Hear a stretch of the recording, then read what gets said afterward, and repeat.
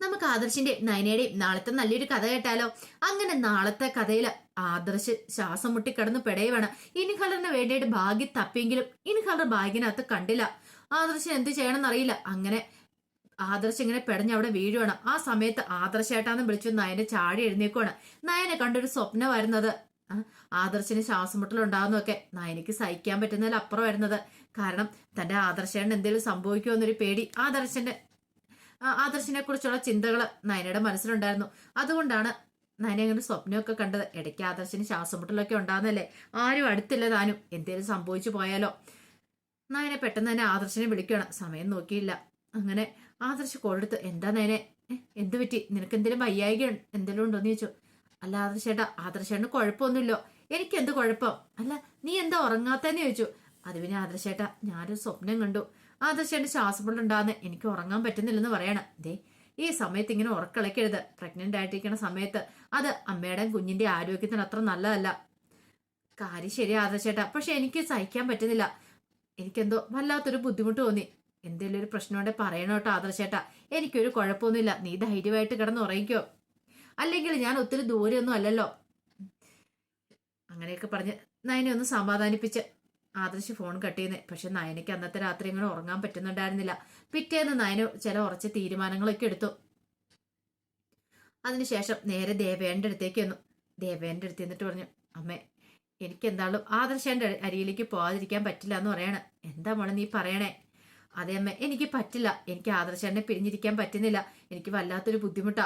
ആദർശേട്ടൻ ഇല്ലെങ്കിൽ എനിക്ക് രാത്രി ഉറങ്ങാൻ പോലും പറ്റുന്നില്ല. ആദർശേട്ടൻ എന്തേലും പറ്റുമോ, തനിച്ചല്ലേ ഉള്ളൂ, ആ ഒരു പേടിയാന്ന് പറഞ്ഞു. അത് കേട്ടപ്പോ ദേവേനി പറഞ്ഞു, എനിക്കറിയാം മോളെ നിന്റെ വേദന എന്താന്ന്.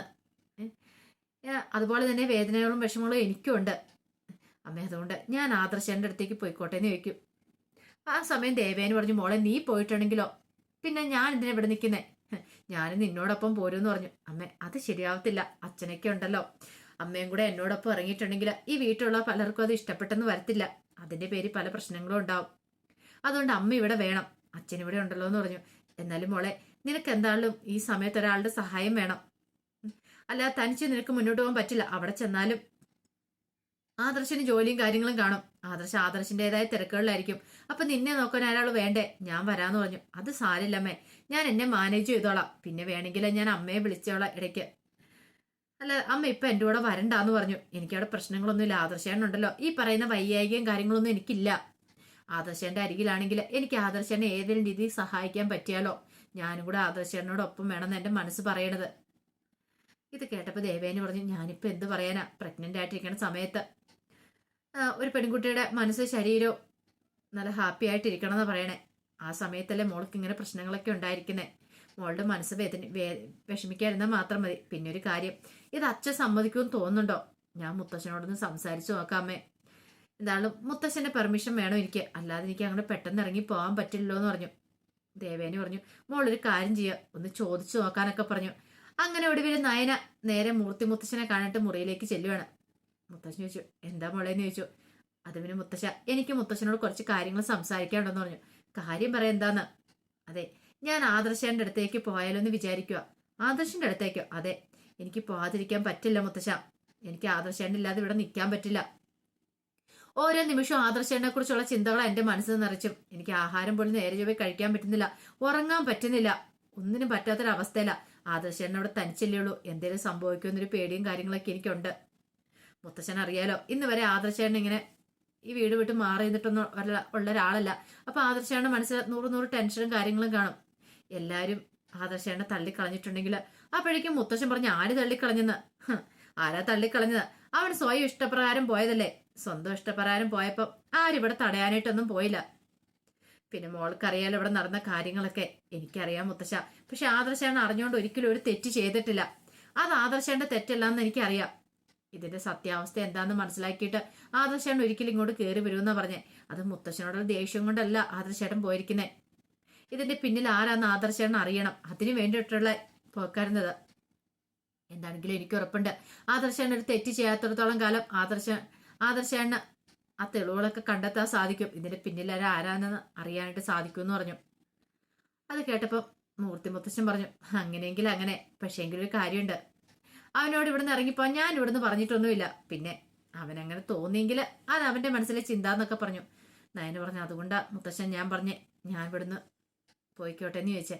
അതിന് പോയിക്കോ, അതിന് പോവണ്ടെന്ന് നിന്നോട് ആരെങ്കിലും പറഞ്ഞോ? നിന്നെ ആരും ഇവിടെ പിടിച്ചു നിർത്തിയിട്ടില്ലോ നയനെന്ന് ചോദിച്ചു.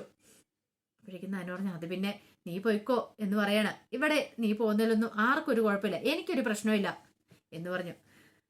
നയനയ്ക്ക് അത്ഭുതമായിരുന്നു മുത്തശ്ശൻ ഇങ്ങനെയൊക്കെ പറഞ്ഞാലും. നയന വിചാരിച്ചു പോവണ്ടെന്ന് പറയുന്നൊക്കെയാ, പക്ഷെ അങ്ങനെയൊന്നും ഉണ്ടായില്ല. എന്താണെങ്കിലും നയന പിന്നീട് ദേവേന്റെ എന്ന് കാര്യം പറയണ. ഇത് അറിഞ്ഞു കഴിഞ്ഞപ്പോ തന്നെ ജാനകി പറഞ്ഞു ഇതിന്റെ ആവശ്യമുണ്ടോ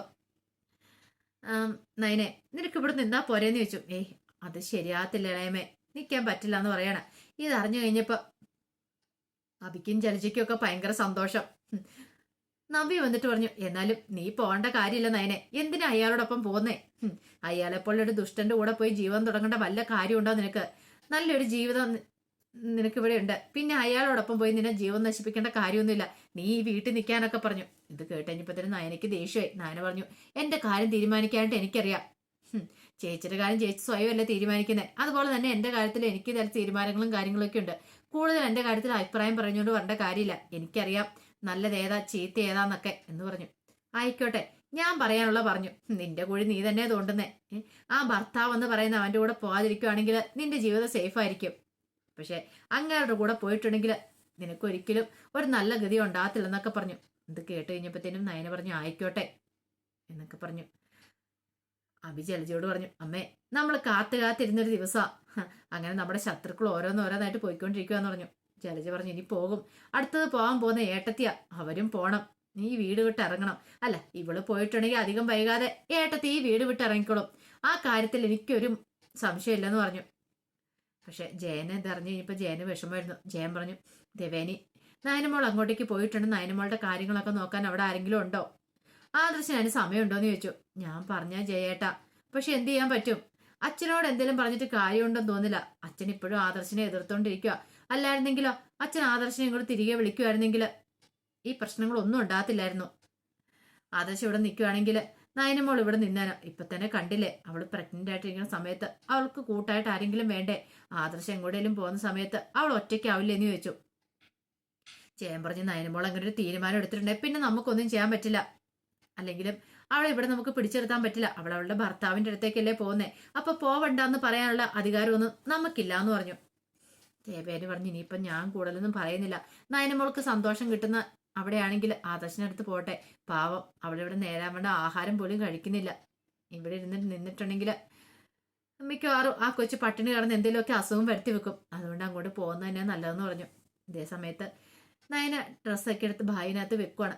അപ്പോഴാണ് ചന്തമോൾ അങ്ങോട്ടേക്ക് വരുന്നത്. ചന്തമോൾ വന്നിട്ട് ചോദിച്ചു അല്ല അമ്മ ഇത് എവിടെ പോവാ? അമ്മ ബാഗൊക്കെ എടുത്ത് വെച്ചിരിക്കുന്നേ. അതെ അമ്മ അച്ഛൻ്റെ അടുത്തേക്ക് പോവാ. അച്ഛൻ്റെ അടുത്തേക്കോ? അതെന്താ?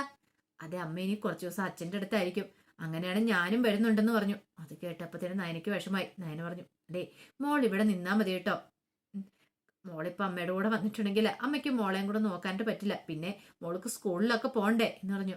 ഞാൻ അമ്മയുടെ അച്ഛൻ്റെ അടുത്ത് നിന്ന് സ്കൂളിൽ പോയിക്കോളാം, അല്ല എനിക്ക് സ്കൂളിൽ പോകണ്ടെന്ന് പറഞ്ഞു. അത് കേട്ടപ്പോ നയന പറഞ്ഞു നല്ല കുട്ടികളൊക്കെ സ്കൂളിൽ പോകാതിരിക്കാൻ പാടില്ല എന്നൊക്കെ ഉപദേശിക്കുകയാണ്. പക്ഷെ ചന്തമോൾക്ക് ഭയങ്കര വിഷമാ, നയനാമ്മ പോയിട്ടുണ്ടെങ്കിൽ ഞാൻ നയനാമ്മയുടെ കൂടെ വരുമെന്നും പറഞ്ഞിട്ട്. നയനയ്ക്കാണ് ഭയങ്കര വിഷമായിരുന്നു. അപ്പോഴേക്കും ദേവേനി അങ്ങോട്ടേക്ക് വന്നു.